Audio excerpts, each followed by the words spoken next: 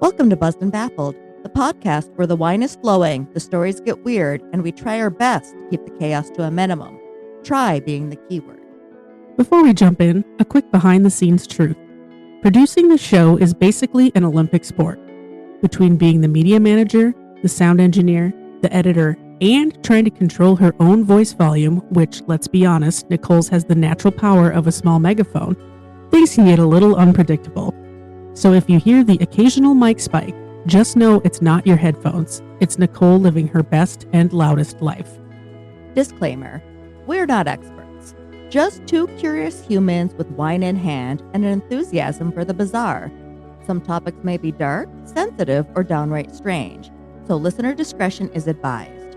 And remember, everything you hear is for entertainment only, so take the story seriously, just not too seriously. And any opinions shared on this podcast are our own and not reflective of any third party. Now, pour a glass, settle in, and get ready to be buzzed and baffled. So, we recorded a whole episode, 48 minutes. and then Audacity froze, It had the audacity. and it didn't save, and I don't know how to recover it because it's gone forever. And I didn't want to re-record it because that would be boring and dumb. And I had some real bangers in I'm there. not going to let you get away with it. The episode took place in Chicago, and Nicole immediately proclaimed Beantown. So I just wanted to know about that for the whole episode. But we just wanted to give you an update that the previous episode we recorded Is no look. St. Valentine's Day Massacre that we promised you does not exist anymore. We will be airing an episode that we recorded, and hopefully you have it saved. It's saved. It's here. We can use it. From a while back in case of emergency, and this is an emergency. And then next week, we're in Napa, and we're going to record on my phone a story. That's going to go. So you're going to get the Mulholland Dam episode right now as you continue to listen to this. And next week you may or may not get a new episode. It depends how my technology is working, because I just spent 20 minutes trying to fix it, and I can't. Mm-hmm. So my apologize. You apologize. My apologize. It's been a long week. I'm going to save this story that I did, and maybe in like 2 years I'll do it again when we forgot that. Yes. So maybe next St. Valentine's Day. I'm still going to yell Beantown, probably. And for the record, I made Italian dinner, and we have an Italian wine to go with my Italian St. Valentine's It was a very well-themed story, and then my computer locked up, and we lost it. Who makes your computer? I don't want to talk about it.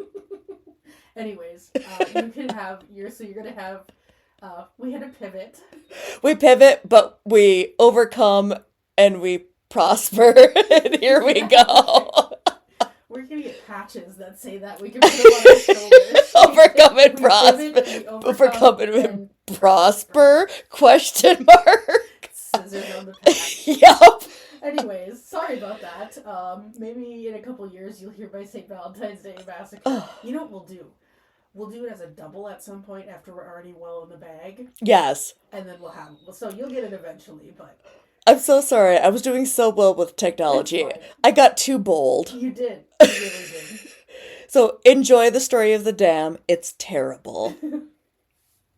I don't know if you were recording. Now I am. Oh, so I was making sure I was close enough to the microphone just in case you were, because I know you like to start recording without telling me. But now we're back. I was just making fun of Kyla for a change of pace. Yeah. For really like a non-thing. I think you having to ask me for a tool when I can't say the name of my own drill, very funny. Also, I call them sea wrenches, and I don't know the actual name for them. So I have this old ass Black & Decker cordless drill that I've had for probably 15 years. I saw her charging it last week, and I was like, what the fuck is she doing? She took a cord and plugged it into the battery and then plugged it into the wall. That's how it goes. Like, that's how you have to charge it. And I don't use it often. I do pull the battery out when I'm not using it. But it's old and it doesn't hold a charge anymore. And so I'm working on this thing that I wanted to finish this weekend. And I'm like, I don't think I'm going to be able to finish this with my weak ass. Not when you have 2 walls you gotta cut Yeah, through. well, now, especially not now. I'm going to have to be like, Dad, can you bring up your corded drill because I need all the power I can get. It has to go through cement, I'm Yeah, so I had to ask Nicole if I could borrow her drill to finish my project. I couldn't name it. I called it a DeWitt at A first. DeWitt. It's a DeWalt. Yeah. I was so close. Yeah, close It's a enough. nice drill though. It put the handle on my new barn door today. It was a very nice handle. Mhm. It was nice to be able to open the door and not grip the edges of the door. not try to awkwardly try to determine where I need to grab on the door to open it. I'm like, the top is easiest for me, but I know that's not right. Everything in my house, including me, is a puzzle that you have to get through. To solve your riddles 3 to enter. I have asked you thrice.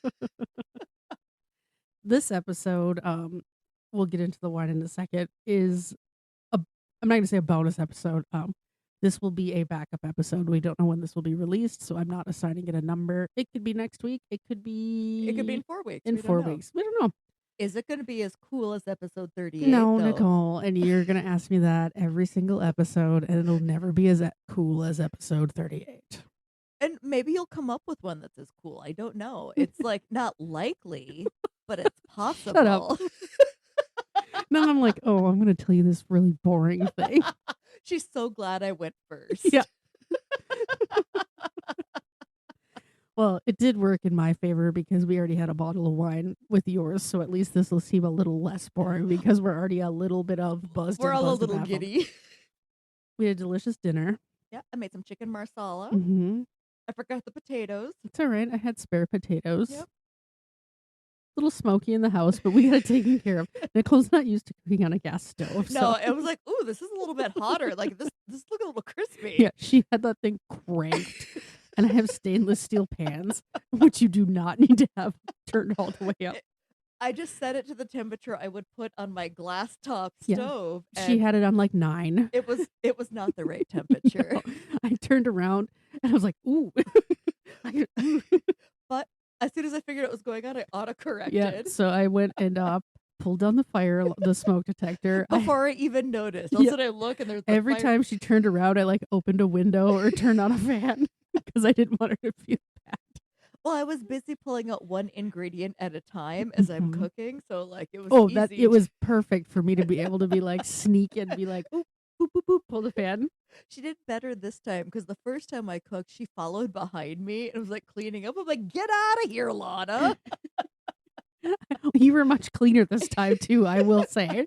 I think we both learned something. Yeah. I adjusted. She was like, okay, if I'm going to cook here, I guess I'll have to I don't know, be reasonable about the amount of mess I make. Although I did clean the stove while you were sitting in here. I did not do that. No, that's okay. And I also used so many glasses and spoons and forks. Yeah. There's did- 300 dishes in the sink now. I tried to load the dishwasher but it was full, so I Yeah. couldn't. It was ran earlier. We're just having Boda Box today. You can Good talk about old Boda Boda- Box. Good old Boda Box. They won't sponsor us, but we got our tried and true dry rosé. Yep. Except for the one box we got that was janky. Ooh, It's yeah, that always one was good. weird and bad. Yeah. But since I don't know, I wasn't planning on recording this today until this morning when I was working out, and I was thinking, oh, I actually have one ready, so we should probably. I'll do that. I'll hold that. I can't pour because I got one bad arm. I can't extend my arm that far. I was thinking we should probably have a backup because we have no more backups, and We still have some pails. We don't drink all of the pails because we can't well, and that get was the more. other thing. We really zooming through that case of pails that we have. I was like, oh, we don't want to do that because I don't think Lee and Ben are going to be up anytime soon. Yeah. Alrighty. Would you like to guess where we're going? I got my spray bottle ready. Oh. Well, you have to give me some kind of context. No context. Just guess where we're going. I saw the top. I saw one of the pictures because I thought that was mine, and it looked like a mountain ski hill. No, but okay, your hint is that it's in the United States. Okay. Is that where you were already assuming it was going to be? Well, I just saw a ski hill, so I was thinking it was going to be like Colorado or Okay, something. it's not a ski hill. We're going to Los Angeles. Oh. I wasn't even close. No, that's okay. Also, don't be peeking at my stuff, man. I thought it was mine. I was going to put it in the pile of other stories. No, she was creeping. Creep.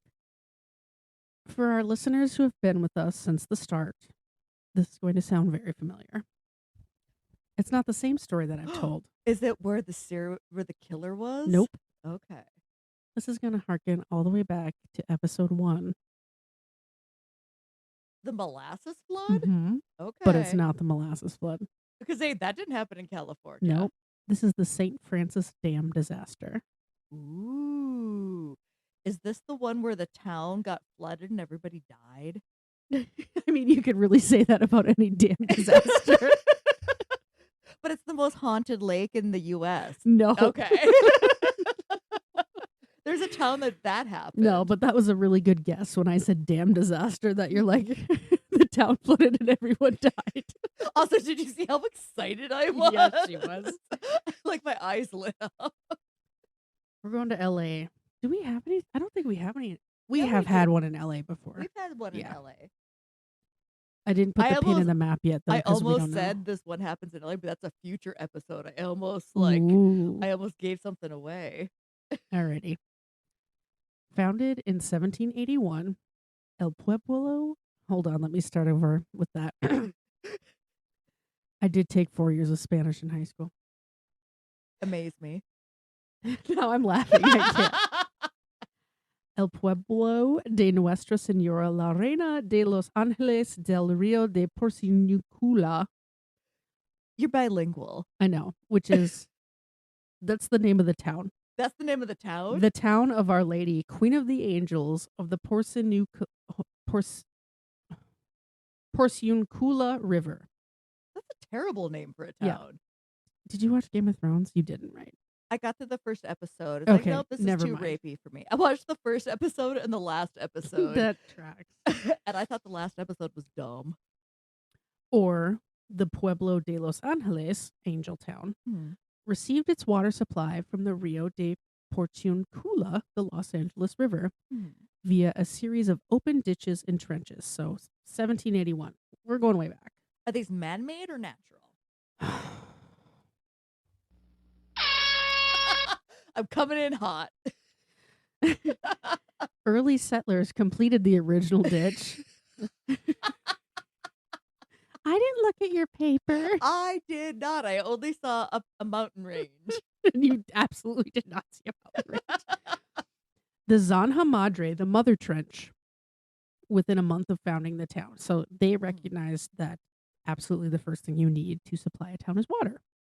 Fair enough. The water supply was used for both irrigation and domestic purposes and was meticulously planned by government directive.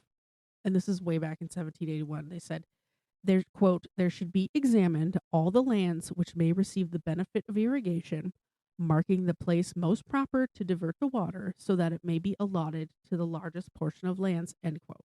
Question. It wasn't the ancestor of the guy who made the really terrible path for the Donner Party, was it? No, it Okay. wasn't. No, unrelated to the daughters, as far as I know. Basically, they realized we got to have water, and they're saying, by government directive, we need to find the most efficient way to give water to the most amount of land and people. Which government? Is this Mexican government or the United States government? At that time, I believe it would have been the Mexican and Spanish. Because it was like a colony. Yeah, almost. so it's Mexican and Spanish settlers. I actually think it was Spaniards Okay. versus Mexico, even though it would have been in the Mexican territory. Because at it's the time. too early for American settlers to be coming over. The Zanjero was the person in charge of monitoring and maintaining the ditch systems and was considered more important than the city's mayor, earning the highest salary of any city official for many years. Well, that makes sense, though, because if you don't have water, everybody dies. The Mhm. crops die, the animals die, the people die. The main ditch diverted water from the river and fed 8 different Zanha branches. We've got a river, we've got Is there a map here to see? no, and that was I meant to print one out. It really wouldn't have made that much sense anyways. Okay. It looks like it's a ditch with 8 things coming off of Okay, it. it's just like branching Yeah. off. Okay. In 1878, William Mulholland, an Irish immigrant, was hired as a ditch tender for the Los Angeles City Water Company, a private company in charge of providing water to the city. So the Spaniards hired an Irishman. At this point, it's still because this is right about Donner time, Okay. maybe a So little we bit made after. a big jump here. Yeah, Okay. yeah, we're 100 years from the Okay. founding of the city. After working all day, William Mulholland would go home and teach himself geology and engineering, and was eventually promoted to superintendent of the water company. Was there like a test for this to make sure he was There good? absolutely was not. I feel like that's going to be an important note. Hold on to that idea. As the city grew, however, the supply could not keep up with the increasing demands of the population. The city of Los Angeles ended its contract with the Los Angeles City Water Company in 1902 and started to manage the water supply on their own. Mhm. The Zanja Madre was abandoned in 1904. We've moved on from the ditches. We've updated our system. We're in the new century. hmm By 1911, the city council established the Bureau of Waterworks and Supply, naming William Mulholland both superintendent and chief engineer. I'm hoping they have like pipes by this time. They do. Okay. He oversaw creation of the Los Angeles Aqueduct, which was, at the time, the world's longest. It used only gravity to feed water from the city of Owens Valley, or the area of Owens Valley, which was located in Inyo County, 233 miles away. In my mind, I'm picturing like the old-fashioned Roman aqueducts. Pretty much. Okay. And that's William Mulholland up there. But that's quite the engineering feat to use only gravity to get water from 233 miles away. You got to know your geometry for Mhm. that. The project was completed on time and under budget, but not without controversy. Under budget, I think, is going to be the key factor. There were many political fights between Los Angeles city officials and the inhabitants of Owens Valley, who were mostly farmers and ranchers, over the water rights, becoming what would be known as the California Water Wars. And we could probably do an entire pod just on the water wars alone, but that's just a little part of this story. I think they're still having water wars. They are. Farmers tried to destroy the aqueduct in 1924, but by 1926, Owens Lake had been completely dried up by diversion of water to Los Angeles. Uh-oh. Mhm. The water was stolen, essentially. So someone else was ciphering water. The city of Los Angeles was. Oh, it was them. Mhm. Okay. And the people who live there are like, what the fuck? Stop taking our water. I could understand maybe just blowing up the aqueduct at that Mhm. point. Knowing Also, don't build a city in the middle of the goddamn desert. and try to get your water from 233 miles away. Yeah. Knowing that the city was growing, and after dealing with the Los Angeles aqueduct and related water rights issues, Mulholland saw the eventual need for a reservoir that would hold enough water to supply the city even in times of drought or if the aqueduct was damaged. He explored a location in the San Francisco Canyon, which happened to be wider upstream and had natural narrowing downstream, which is really perfect if you're trying to build a dam. This isn't where they built like that town where like in the 40s and 50s a bunch of actresses and actors had towns and now that's drying up, is it? No. Okay. We've got this canyon, which naturally narrows, Mm-hmm. perfect for building a dam at the narrow part, and then you have the naturally wide part behind it to make a reservoir. Mhm. The upper west side of the canyon, so like the top of the canyon, was made of conglomerate and sandstone. And then the lower portion of the west, I can see your face. I'm making Face, because that's very porous and not the kind of stone you want to be holding back millions of gallons of water. We have literally no geology degrees. I never even took like a geology class. But we have sandstone here and it erodes so Mhm. easily. I could just like pick away at Uh-huh. it. The lower, as you enter the bowl of the canyon, the lower portion of the western side, the bottom of the canyon, and up through the eastern side had different rock. It was grainy and interspersed with talc. You know, the strongest rock known to man. That is very water soluble. Like, you shouldn't use the same thing you use in a dam that you use to powder your balls. Right. Yeah. Like maybe we need something with a little more oomph in it. Maybe go for granite. Exploratory tunnels and water percolation tests were done on the upper western side of the canyon, and Mulholland believed it would be a suitable place for a dam should one ever need to be constructed. He did note in his report, however, that the eastern side of the canyon had unstable schist, which are rocks that easily flake and split. It was also located literally on top of the inactive San Francisco fault line. I'm giving her the same look I'm giving the news channels right now. Anytime I'm watching the news. Yeah. Right on the fault line, like on the line. Yeah. So apparently it was like geology for dummies that he was studying. Apparently. As the population exploded, the need for a dam became imminent.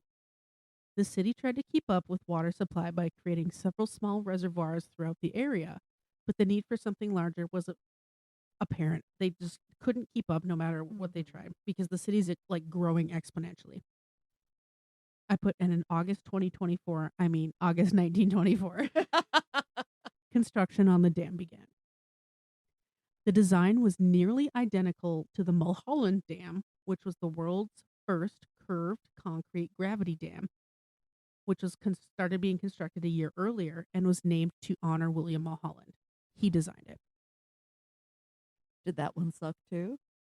The plans used for the Mulholland Dam were also used for this new dam, with pretty much no changes made to account for any differences in topography, Rock area, bed. nothing.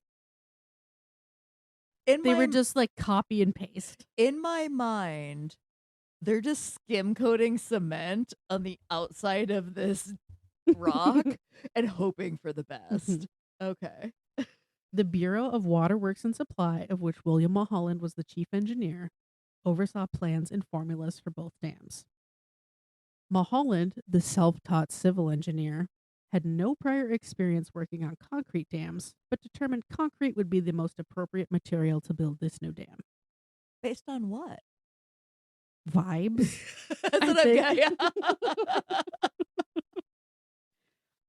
God, I wish I had the confidence of a middle-aged white man. In Mulholland's annual report to the city council just before construction started, he told them that the reservoir would have a capacity of 10.3 billion gallons at 1,825 feet above sea level, which was 528 million gallons and more and 10 feet higher than their original plans were calculated to be. So there's more pressure than it is constructed for. We've added height and volume. Also, is this just getting filled with rainwater? Like, how are they filling this? No, it's coming down the river. Okay. The city engineer noted that the increase was due to additional topographic surveys that had been completed and showed that the area did have capacity to hold more water. In March 1925, the city engineer was again reporting on the progress of the dam to Mulholland, and again, the capacity was increased based on another set of revised surveys, this time to 12.4 billion gallons, and another 10 feet higher. It'll be fine. Nothing to worry about.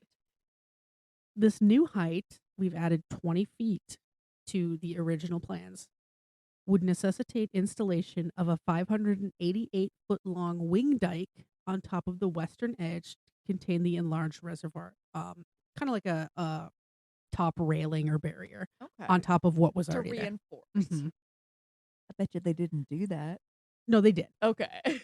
But no adjustments were made to the base thickness of the dam to account for the 20-foot height increase, despite this being a recognized potential decrease in structural stability. It's gonna fucking crack like an egg.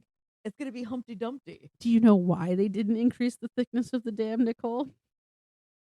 It's a very simple answer. They didn't want to. It would cost too much money and take too long. Yep.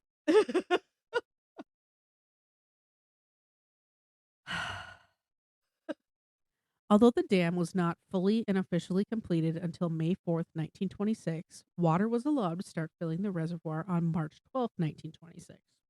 Doesn't seem great.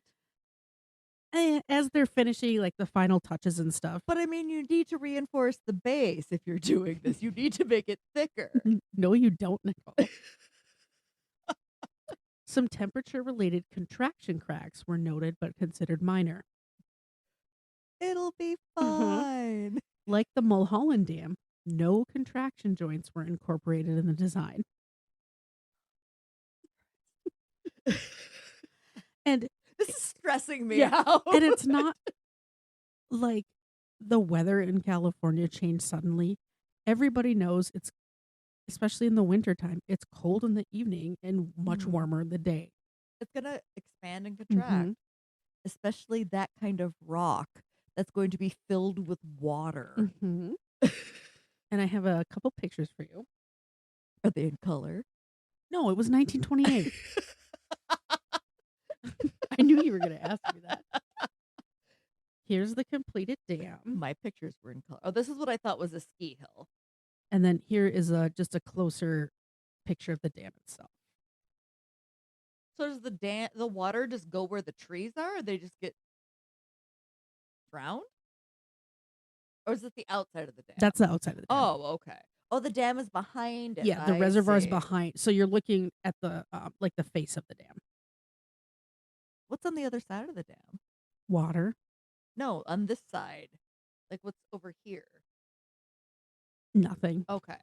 Well, there's a couple things there. I'll talk about. It's not like a metropolis. No. Okay. 2 vertical cracks that ran from the top down were identified, but Mulholland, his assistant chief engineer, and the general manager of the project, Harvey Van Norman, inspected them and decided they were within parameters for a concrete dam that size. What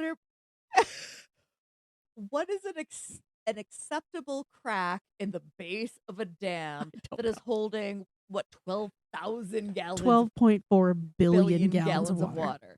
I want to know, like, 1 inch is okay, but like 1.2 is not. Yeah, I have no idea. And I don't think they did either.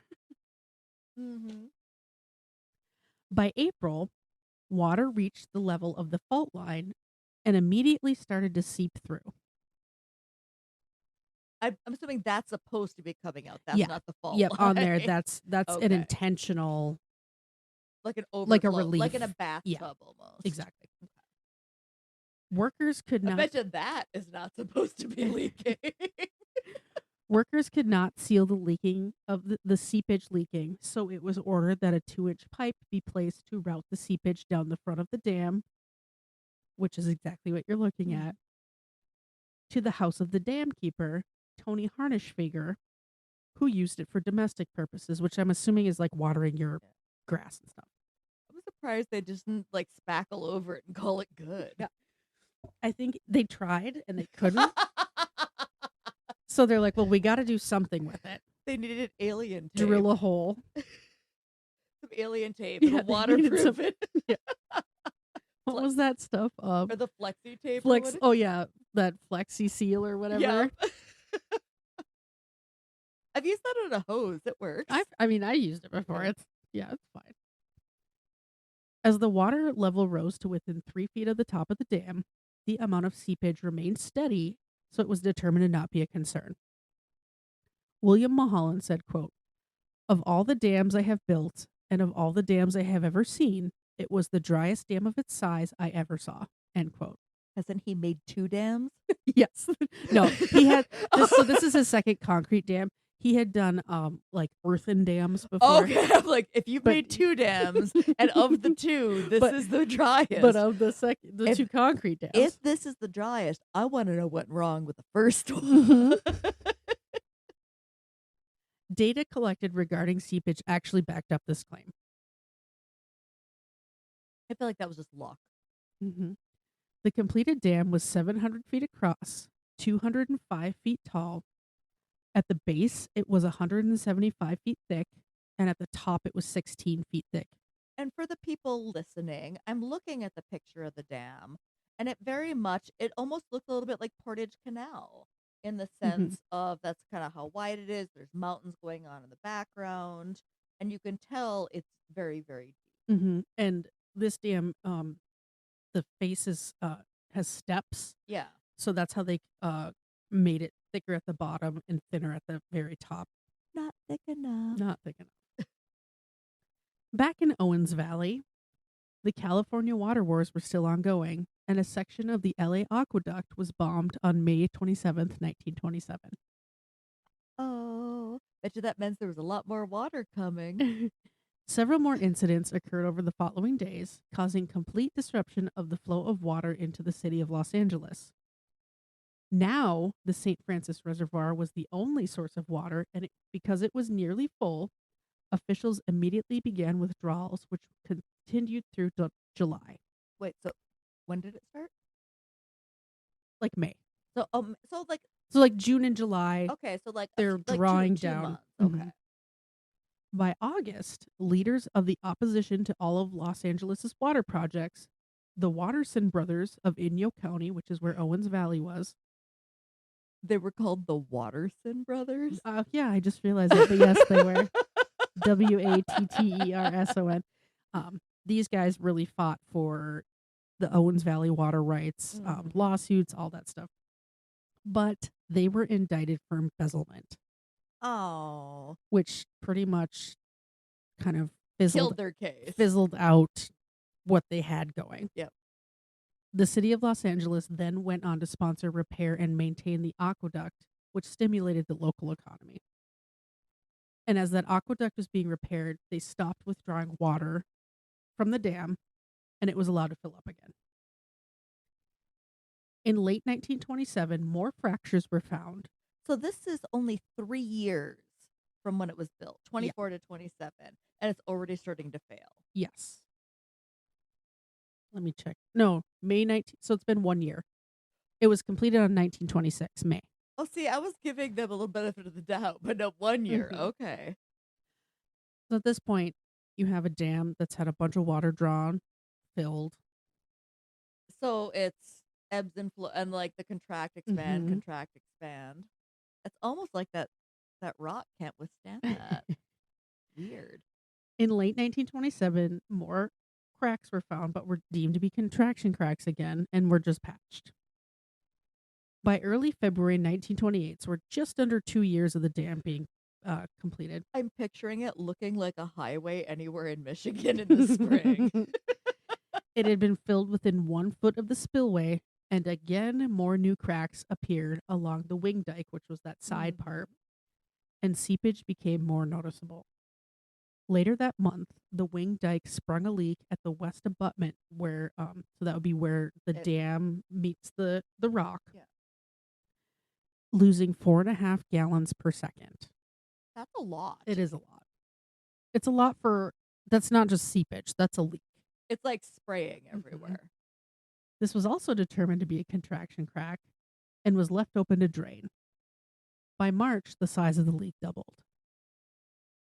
Mulholland ordered an 8-inch drain pipe to be installed. The pipe routed the leaking water to where the main dam abutted against the canyon wall. Just put it back in.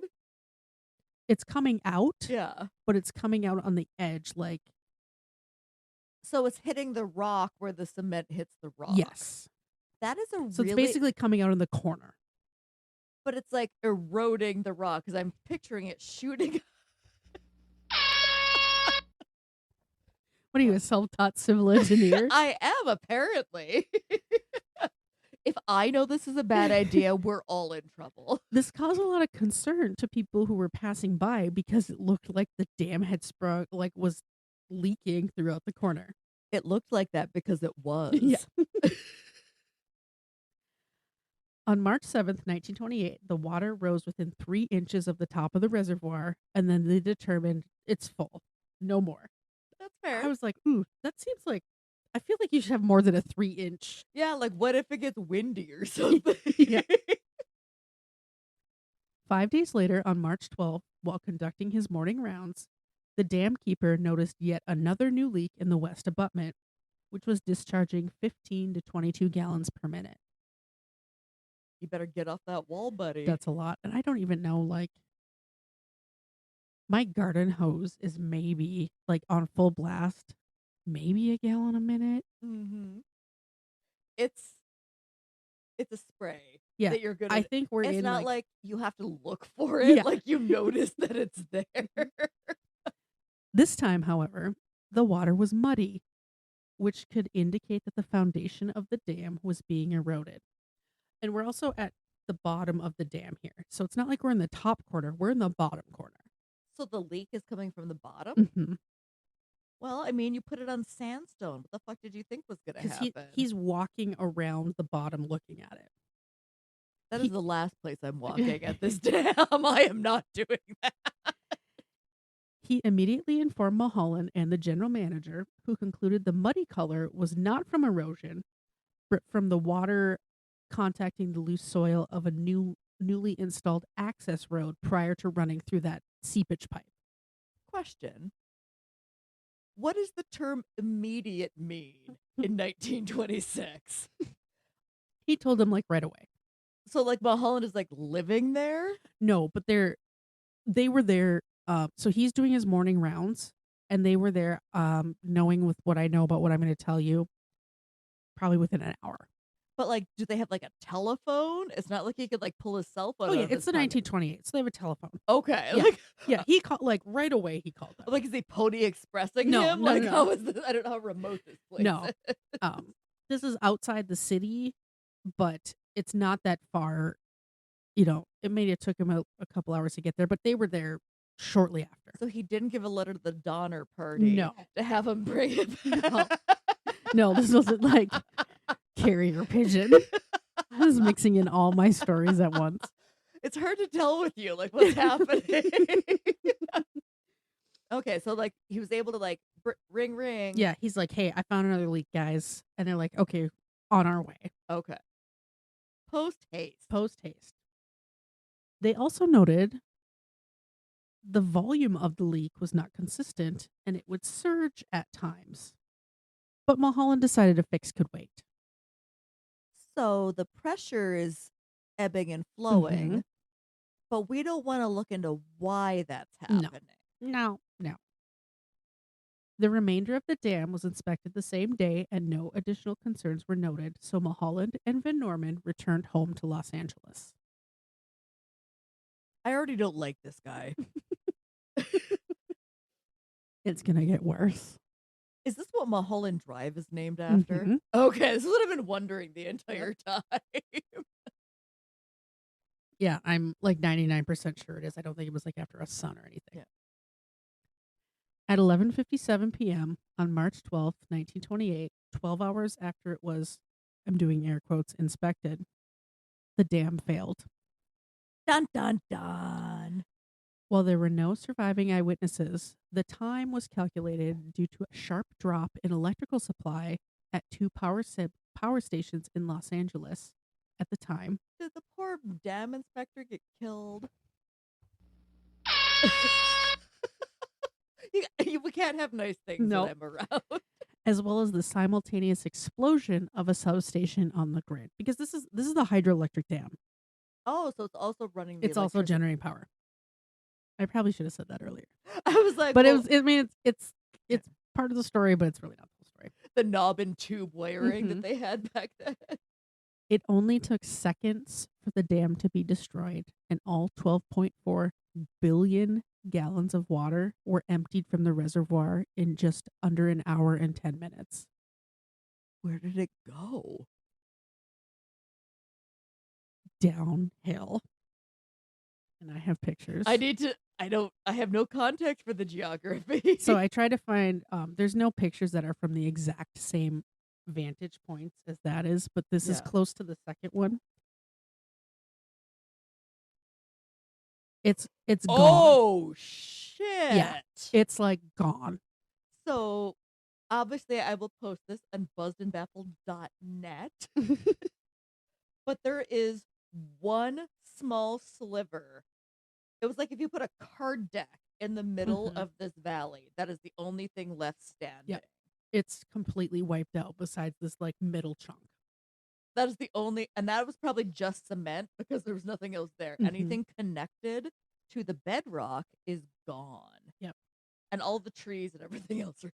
Actually, that road is still there, surprisingly. Much of the dam was gone, breaking into pieces large and small. The largest piece, weighing 10,000 tons, remember that a ton is 2,000 pounds, was washed 3/4 of a mile downstream. That's the amount of force that came through with this break. So it like washed several walruses. Oh, like No. 10,000 walruses. Are just like flying down this canyon. The initial flood wave was 140 feet high, and the Harnischfeger family would have been the first casualties, the dam keeper family. Oh, They lived only 1/4 mile downstream. that sucks. And here's another photo. Do we have the Hargersfeger family? I don't have a photo of them. They were just dam keepers, I don't think. This is just another. They didn't have photo money. A more close-up photo of the piece that was left standing. It looks like a sad Aztec temple. Yeah, it does. But everything around it looks exactly how I would expect sandstone to look that is left to hold everything in. A woman's body was found wedged between two rocks at the base of the dam, resulting in speculation that she and Harnischfeger were inspecting the dam at the time of the collapse. Because you can't flow upstream, and they live downstream. Yeah. Harnischfeger and his son were never found. That sucks. Mulholland does not deserve a road named or drive named after him. You suck, Mulholland. 5 minutes in, the wave had reduced to 120 feet and had traveled 1.5 miles more at a rate of 18 miles an hour. It hit powerhouse number 2 and killed 64 of the 67 workmen and their families who lived nearby. And this is powerhouse number 2 before and after. It's gone. You would have never known that there was a building there. It is not a wood building. That is a stone building. And they just like washed it away. It's completely gone. It's completely wiped off the map. If you went there, you would have not known there was a building there. Now, is this where they lived, or is this like an office? Or that's the powerhouse? That's the power itself? plant, Okay. yeah. So that's where they have their machinery and all that stuff. Not anymore. Not anymore. The damage to powerhouse number 2 also caused a power outage through most of the city of Los Angeles and the San Fernando Valley. At about 1 a.m., the water was still 55 feet high and destroyed a Southern California Edison Company SCE substation, darkening all of the Santa Clarita River Valley and portions of neighboring cities. The town of Castaic Junction was completely washed away. Mulholland is terrible. I hope they did not let him build any more dams after this. The water was now moving at 12 miles an hour when it hit a temporary camp where electrical workers were being housed by SCE while working construction. They were building something. Confusion about the events prevented SCE officials from issuing an evacuation warning, and 84 of the workers at the camp were killed. Also, it's moving so fast, and it's not like they had the instantaneous communication that we Right, have and now. it happened just before midnight. Nobody was there. Yeah. Nobody knows this is going on. It wasn't until 1:30 a.m. that a telephone operator in the Santa Clarita River Valley found out about the dam failure an hour and a half later. So she immediately contacts the police. I can't remember how she found out. She probably was connecting a call. Yeah, something like that. And she was like, oh shit, other people need to know Mhm. this. She also started just connecting to every house in the area, calling them, telling them to get out. Good for her. Mhm. She's the hero of the story. She sure is. Do we have a picture of her? I don't. I don't even Ah. think they named her. Of course they didn't. Well, she's a woman. She Yeah. doesn't count. By 5:30 a.m., the water finally reached the Pacific Ocean 54 miles downstream from the dam. Damn. Yeah, literally. That's like it made it from Ontonagon to here. Yeah. Mm-hmm. It was still almost 2 miles wide and was moving at 6 miles an hour, which seems slow. But also, that's wider than the Portage Canal. Mm-hmm. That's like 3 or 4 Portage Canals. Mm-hmm. Easily. Towns along the path were heavily damaged, and both victims and debris were hurled into the ocean once the water hit it. In a statement, Mulholland said, quote, Do I need to brace myself for this? perhaps. This a-hole. Okay. This is a statement right after, we're like next morning statement. What did this white asshole say? Quote, I would not venture at this time to express a positive opinion as to the cause of the St. Francis Dam disaster. Mr. Van Norman and I arrived at the scene of the break around 2:30 a.m. We saw at once that the dam was completely out and that the torrential flood of water from the reservoir had left an appalling record of death and destruction in the valley below. End quote.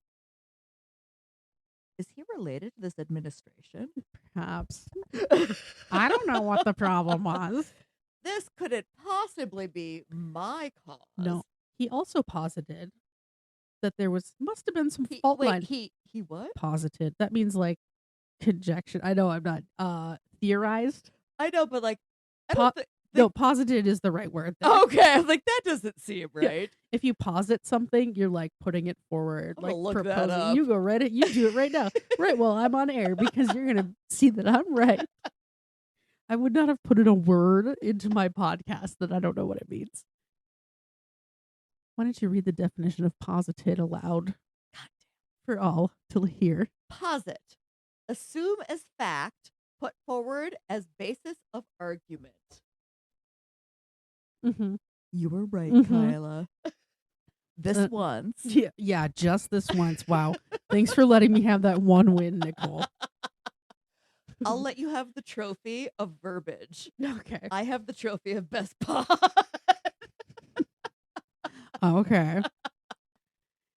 He also posited that there was some fault line activity in the hills to the west of the dam, and that several geologists had been hired to determine if that was the cause of the dam failure. Well, here's an idea. Don't build your dam on a goddamn fault line. And then don't blame the fault line when your dam collapses. Uh-huh. Your inactive fault line. Uh-huh. Numerous investigations were conducted, some beginning as quickly as within a few days, which is really fast. The Governor's Commission was the first to release their report, finding, quote, the foundation under the entire dam left very much to be desired. And, quote, with such a formation, the ultimate failure of this dam was inevitable unless water could have been kept from reaching the foundation. Inspection galleries, pressure grouting, drainage wells, and deep cutoff walls are commonly used to prevent or remove percolation, but it is improbable that any or all of these devices would have been adequately effective, though they would have ameliorated the conditions and postponed the final failure, end quote. It's almost like you want an officially trained geologist. Almost, this. because the people who visited after were like, yeah, this is what went wrong. Mm-hmm. All this could have been prevented. Is this when they started looking for transcripts? Would you get a job? Probably. Most of the investigations agreed that the failure was due to the western side of the canyon and that the rock type there is weak and soft when it becomes wet. The conglomerate and the other stuff that's The there. talc just washed away. They also agreed that the initial damage was near the fault line. As the area became saturated with water due to the leaks, the dam wall either blew out or collapsed under its own weight. Two studies, however, by geologist Dr. Bailey Willis and civil engineer Carl Grunsky, theorized that the failure began on the east side of the dam. Willis and Grunsky, they studied it separately, but kind of worked together on their final. They said they were they completed these reports independently, but like shared data and stuff. But I'm assuming that these are officially trained people. Yes. We got a PhD geologist and a civil engineer. Okay. I don't know if he was a professional. I don't know when professional engineers came around. But he wasn't self-taught. No, not self-taught. He was a professor at like the University of California or something. Okay. They believe that as water seeped into the schist on the east side, the rock became lubricated and started to move. Mhm. While simultaneously on the west side, the conglomerate became wet and swollen, exerting tremendous upward pressure on the structure. In some places, it was determined that the wall was up to 6 inches higher than when it was installed. Yeah, that would okay. That's Can you imagine that amount of force? You have 175 feet up to a 16-foot triangle of concrete, and there's enough force to move that structure 6 inches higher. That's Mhm. insane. I mean, the rock absorbed the water. Mm-hmm. They believed that the east side and the west side pressed on the center of the dam like a vice, which makes sense if you look at that picture because only the center chunk is left. Yeah, and so like the sides exploded. Mhm.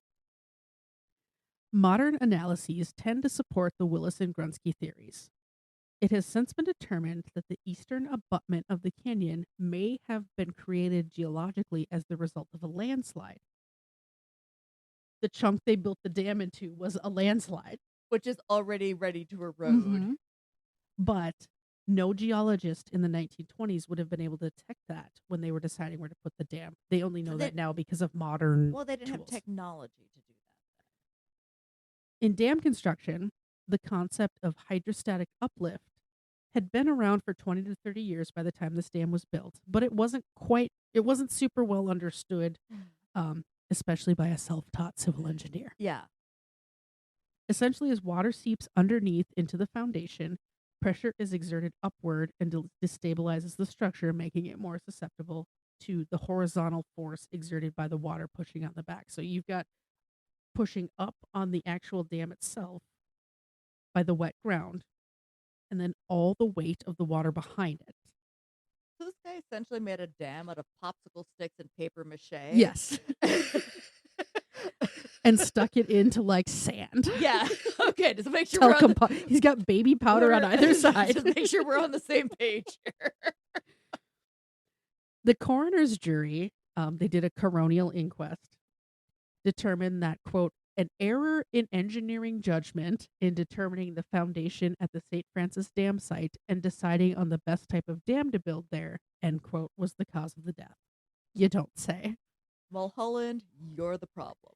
And the responsibility for the error in engineering judgment rests upon the Bureau of Waterworks and Supply and the chief engineer thereof. So the coroner's like, hey, dude, you guys fucked up big time here. Yeah. You have to pay the piper. But they cleared Mulholland and the Bureau of any criminal liability. Oh my God.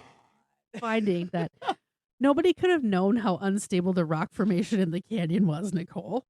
They couldn't have known. Whoopsie. They're just men. They couldn't have known. They should be less emotional about it. Yeah. They did also recommend that, quote, the construction and operation of a great dam should never be left to the sole judgment of one man, no matter how eminent, end quote. Did they hire him to build another dam? No. But I'll get to that. The aftermath of the tragedy sparked new, stricter legislation. The California legislature removed a law allowing municipalities who had their own engineering departments to be exempted from state regulations regarding dam construction, which is really fucking dumb that it existed in the first place. Yeah. Oh, you have your own engineers? Then you don't have to follow our laws. Mm-hmm. The state was also... Can you fucking hear Lana? Yes, I can hear Lana. I'm trying to ignore her. I'm nearly done. Okay. The state was also given full authority to maintain, operate, and inspect all non-federal dams. So they took this completely out of the hands of municipalities. They're like, nope, you can't be trusted to follow the correct rules for this. I think that in any situation, no one body should be governing everything. No. There has to be checks and Mhm. balances. And there was not. So one person inspects, but there should also be a backup person who's checking also to make sure that it's okay, who is not at all tied to funding or Yep. oversight. Additionally, in 1929, laws were passed to regulate the practice of civil engineering and created the Board of Registration for Civil Engineers. So you're not allowed to read Wikipedia. And be like, I'm a civil engineer. Yep. Let's build a dam. Yep. Residents living below the Mulholland Dam, which was the first one he built, the first concrete one. I'd be real nervous about that if I was them. That's like your fourth one today. Unsurprisingly, began to protest the city to reinforce that dam, fearing another failure. Yeah. No shit. Several panels agreed that the dam lacked uplift protection. In reviewing the plans for the dam, they also determined the initial design was deficient and it did not create the base wide enough. So they permanently drew down the reservoir to a much lower level. And in 1934, 6 years later, 330,000 cubic yards of dirt was put on the downstream side of the dam to reinforce and help hold back what water was left in the reservoir. William Mulholland retired from the Bureau on December 1st, 1928, and was succeeded by Harvey Van Norman, the other guy who was inspected the dam with him that morning. Boo! During the investigation, he said, quote, "This inquest is a very painful thing for me to have to attend, but it is the occasion of it that is painful. The only ones I envy about this thing are the ones who are dead," end quote. The only ones I envy are the ones who are dead? Mm-hmm. That means this is really hard for me, but those people died, so I guess it's not that bad. What a fucking dick. He also said, quote, "Whether it is good or bad, don't blame anyone else. You just fasten it on me. If there was an error in human judgment, I was the human. I won't try to fasten it on anyone else," end quote. Mulholland remained as a consulting engineer, but later retreated to a life of isolation. As he should. He died in 1935 at age 79. I hope alone. The total number of victims is still unknown. A death toll of 385 was released in August 1928, a few months after the disaster, but additional remains were discovered every few years into the 1950s. Good. Also because you're digging or like building a house or something. Yep, you come upon a tree where someone's remains got hung up. Yep. Remains of one person believed to be a victim were found in 1994. Good Lord. Yeah. The death toll is currently estimated at 431. Some consider it to be the event to be the worst civil engineering disaster in 20th century America. They should really rename Mulholland Drive. Yeah, they should. Like, that's not great. Yeah, like Did victims of Mulholland Drive. Also, did he design Mulholland Drive? Because it's notoriously dangerous to drive on. So it seems like maybe something he designed. He did. He was probably like, yeah, this is fine. This is fine. That's the Mulholland, what the hell did I call this? The St. Francis dam disaster. I don't know. It was a damn disaster. Yeah, no, I knew there was like 100 names. I think it's a goddamn disaster. Yeah, it's a goddamn disaster. That is awful. It's very similar to the Great Molasses Flood that I did in the very first pod story, where you had like an accountant in charge. Yeah, like white middle-aged men who are too proud of themselves and are too confident in their abilities when they should not be. Yeah, I can't imagine the hubris it would require to go home, learn something, and believe you are qualified to build many, many, many dams. Or literally anything. Can I say something a little mean and sassy right now? Yes. It's almost like someone trying to school me on caviar today. When they have never had caviar in their goddamn life. Well, we are talking about middle-aged white men, girl. And their level of confidence. It took everything in me to not say anything. I hope you enjoyed this terrible story. I enjoy all terrible stories. This one enraged me a little bit. This is a very this all could have been prevented if one man would have just shut the fuck up. Yeah. Like, my last story was baffling. This one is enraging. Yes, dear listener, you don't have to go back and listen to the Great Molasses Flood because that was the literal first story on the pod. And it was like I'm reading a book report. No, I have this weird clip on mics. They need to go listen to it because it's 100% her reading a book report about the molasses flood to me, and she doesn't look up and she doesn't take a breath. So I cannot even and then ask the a boats question. flew out, and then molasses came down the main street of Boston at 40 miles And she's an hour. like, why did you say anything? I'm like, when was I going to say I was something? like, when has it ever stopped you, though? Now I just talk over you when I want to say something. I think we've come a long way.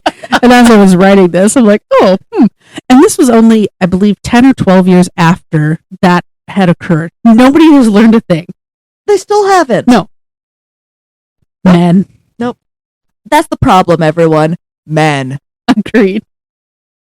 To the next pour and the next plot twist.